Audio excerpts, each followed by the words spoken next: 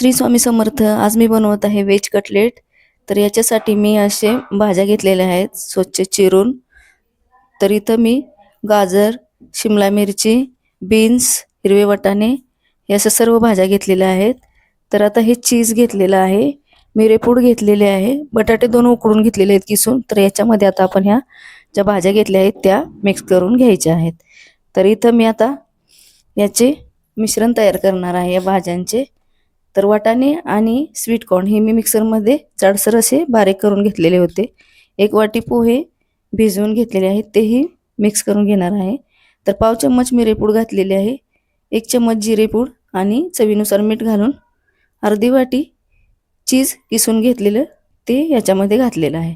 तर आता हाताने छोटे छोटे कटलेट्स असे बनवून घेतलेले आहेत. तर याच्यासाठी मी आता स्लरी बनवलेली आहे. तर मैदा घेतलेला आहे, कॉर्नफ्लॉवर घातलेला आहे, याच्यामध्ये मिरेपूड आणि मीठ घालून थोडं थोडं पाणी घालून आता याची आपण पातळ अशी स्लरी बनवून घ्यायची आहे. तर स्लरी आपली इकडे तयार करून झाली की ब्रेड क्रम्स 4-5 ब्रेड मिक्सरमध्ये फिरवून हे ब्रेड क्रम्स बनवून घेतलेले आहेत. तर आता हे बनवलेले कटलेट स्लरीमध्ये डीप करून याच्यामध्ये आपल्याला ब्रेड क्रम्समध्ये कोट करून घ्यायचे आहेत. तर इकडे तेल आम्ही एकीकडे गरम करण्यासाठी ठेवलेलं आहे.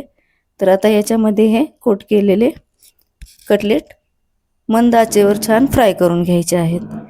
तर अशा प्रकारे मी घरीच कटलेट बनवलेले आहेत.